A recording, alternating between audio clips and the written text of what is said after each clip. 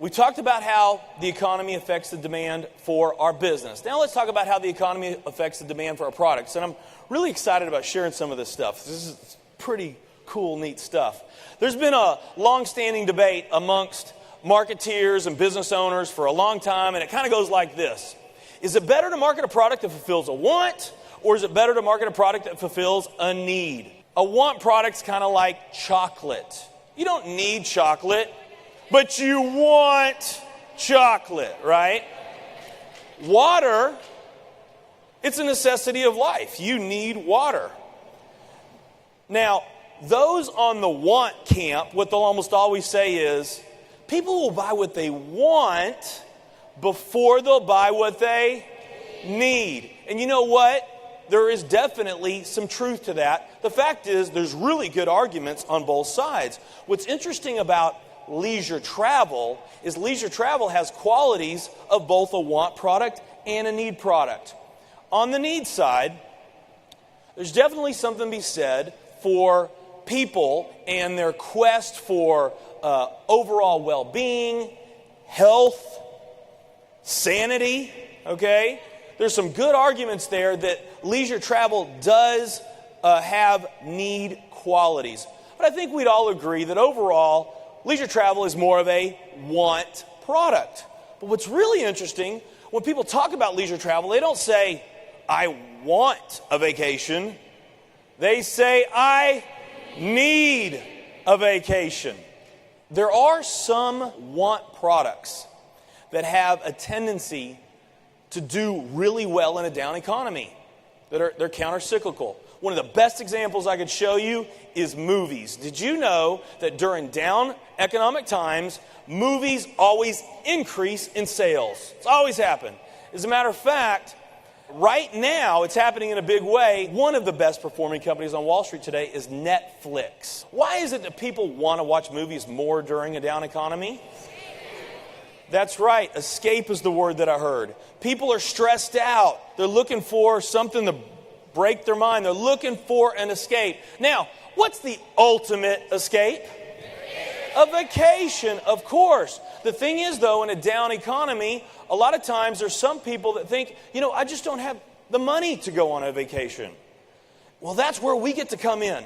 We get to come in and we get to tell people, hey, listen, instead of you going and watching that movie for 2 hours and living a fantasy through that movie and watching somebody having a blast on the beach in Bahamas, with World Ventures, I can show you how you can easily afford to go to the Bahamas. Not only that, with our Travel Dollar program, I can actually show you how you can travel for free. Now, here's the point right here that I want you to make special note of. When finances are tough, when the economy's down, the desire for leisure travel only goes up.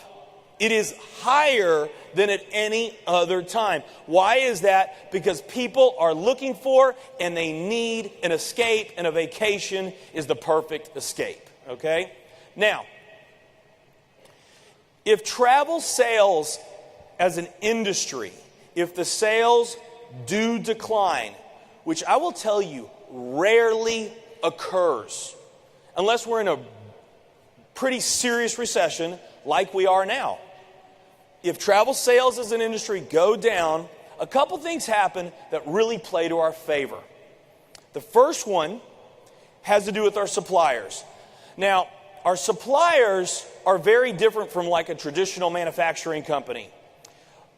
Let's say that you owned a men's shirts manufacturing company, and the demand for men's shirts goes up. When that demand goes up, you start to produce and manufacture and sell more shirts. If the demand goes down, you produce and manufacture less shirts, right? And if you had any excess inventory, you can hold that inventory and then you can sell it later. So according to your demand, your costs will go up and down. Now, with our suppliers, it's a much different situation. And I'm talking about the hotels, the resorts, the cruise lines that we do business with. Because when the demand goes up, what do? They build more cruise ships, they build more hotels, they build more resorts. When the demand goes down, here's their costs. Demand goes down. Their costs don't go down for the most part. They can't take back what they built, okay? And their inventory, their unused inventory, those hotel cabins and cruise ships, it's like perishable goods, vegetables and fruit sitting on the produce shelves. They only last for a certain time. You got to sell them or they're gone. They have the exact same situation. So this puts them in a not so good situation if travel sales go down for them. Okay, because the way we do business, or one of the ways we do business since we've launched this company, is we go out, we reach out to our suppliers, which we have really good relationships with, and we negotiate the very best prices we can in behalf of our members, and we're able to get some amazing rates because of our business model. What's happening more and more, and it's only increasing, instead of us now reaching out to them, they're calling us up. And let me tell you something, that does put us in a better negotiating position, and they are much more motivated to work with us on price. So it's a real win for us. We get better pricing. And one of the reasons why they're calling us up, by the way, is because they know we have a very unique, special ability. If there's a week or a month or whatever that is really low in sales, we have the ability to put a lot of people at that location and on those dates in a way that no other company can. So our suppliers are our partners. We get a chance to go and we help our suppliers. They need us. We fill a need. We become the hero to our suppliers. We get better pricing for our members. We become a hero for our members. And the value of the product only goes up, making it easier for you to sell the product. Now, what just recently happened that's only amplifying this situation is what Wall Street calls the AIG effect. The AIG effect, it was named after AIG receiving $85 billion in the form of a government bailout. And days later, they spent $440,000 on a luxury excursion for their executives. The government and media demonized them. They were slaughtered in the media for this, and all the publicly traded companies out there were watching very carefully. So they have put the brakes on corporate travel in a big way. Now, fortunately for us, we're a leisure travel company, so it doesn't really affect us. Who does it affect? Let me tell you something. There's a lot of 5-star and 5-diamond beautiful hotels and resorts that their number one customer are the IBMs of the world and these publicly traded companies. So again, they're in need of us more than ever. So what you can expect to see in the future is a program and pricing that's just going to continue to get better and better and better and more in need in today's times. The other thing that happens when the economy and the recession kicks in is that the consumer's purchase behavior changes. They now start to become much more price conscious, much more price sensitive. Now, what I have heard recently, and I'm certain some of you have probably heard something like this, a question that kind of goes like this. Okay, you're in the travel business, and with the economy the way that it is right now, and I've heard travel sales are down right now. Isn't that bad for your business? Well, that'd be kind of like me asking you if you're in the restaurant business. Hey, the economy's down. People are spending less money at restaurants right now. Isn't that bad for your business? Well, it kind of depends. Not if you're McDonald's. You got to see this headline. This is everywhere. The recession seems to be helping McDonald's. Their sales are surging right now. As a matter of fact, fast food restaurants as a whole are known to be countercyclical.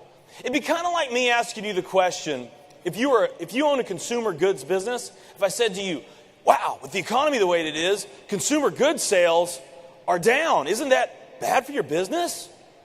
Well, not if you're Costco. Not if you're BJ's Wholesale Club. Not if you're Walmart. Because they're all having amazing sales right now. This is seeming to work in their favor. Wall Street Journal, right on the cover. Battered store sales. It shows these big name department stores, all their sales are down. There's one that is up. Does anybody recognize that brand? Walmart. Did you know that since then, their sales growth rate is about 3 to 4 times that? Okay? And this next article talks about it. Wall Street Journal, business section. This is the quote from that article. Walmart posting its best sales performance in 9 months. Sales at stores open a year rose 5.1%, twice the rate that analysts had expected. The next article. This is my favorite article to show you. This was the cover of the money section of USA Today. Some companies say there's a recession, and it talks about how there's some companies that do well in a recession. And they feature 4 companies in this. Now, one of the companies they're talking about is Walmart, but that's not the company that they're showcasing. The company that they're showcasing is, get this, a travel, leisure, vacation company. Okay? Now, they're a much different business than ours. They're not really a competitor, but they're a travel, leisure, vacation company. That's the company that they're featuring. And this company is rocking. I mean, their 2008 sales were 57% greater than their 2007. It's not as well as we're doing, but, there's not a lot of companies that are growing like we are, right? Now, on this article, the picture there that's front and center, it shows this guy up high, standing tall, right? That's the owner of the leisure travel vacation company. And in this article, USA Today, they talk about the king of the recession. And I'll tell you, it's not Walmart who they're talking about. You know who they're talking about? The king of the recession. The king of the recession is this leisure travel vacation company. How strong is that? So, does that give you a little ammo when somebody's asking you about how does the economy affect our travel business? So why is this happening? Chicago Tribune, travelers won't stay home despite lots of uncertainty. And then it goes on to say, American travelers are trading down but not out. People are not giving up their vacation for the most part. They're just now more than ever conscious about price. Why is this occurring? It's pretty simple.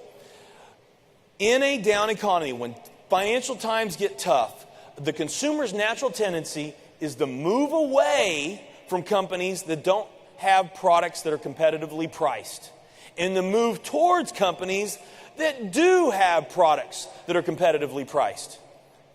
This is bad for companies like Neiman Marcus and Saks. This is good news for Kohl's and TJ Maxx. This is bad news for companies like the Sharper Image. This is good news for Best Buy. This is bad news for Mercedes. This is good news for Toyota. This is bad news for most network marketing companies. Why? Because most network marketing companies, I'm sorry, they just don't have a pricing model like we do. I mean, most companies don't have a pricing model like we do. I mean, our pricing model is more like Walmart or Sam's Club or Costco. Most network marketing companies, if you don't know this, especially if you're new to the industry, most network marketing companies are not known for having good prices. Now, there's some great companies out there that have really good quality products, but they're not known for great pricing. So this tendency for the consumer to move away to better priced companies is bad for most network marketing companies, but it's really good for World Ventures. Very good.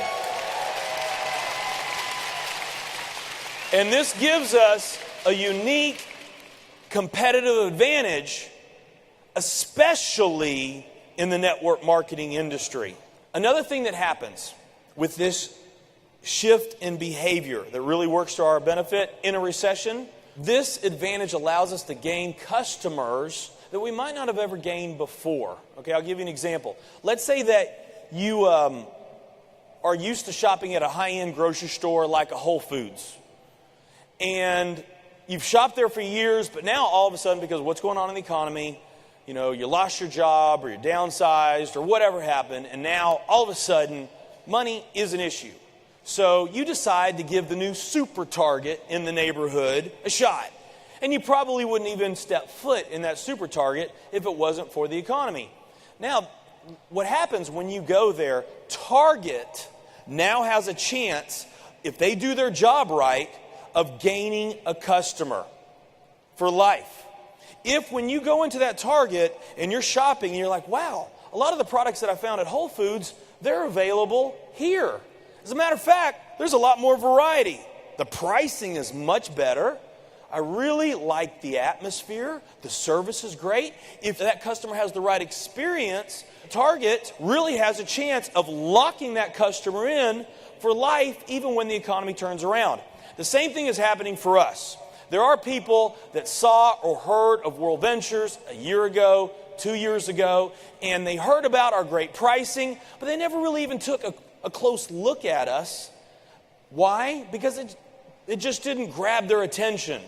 Now, all of a sudden, it's important, right? And so they get involved with World Ventures now. The hook is the good pricing. And now instead of them going to straight to the vendors like Intercontinental or Four Seasons, they're coming to us. They come for the good pricing, but then we emotionally lock them in with our social aspects and our culture and our lifestyle. Okay, so this is a big opportunity for all of us. This, any way you look at it, it's a win, and it's a win, and it's a win.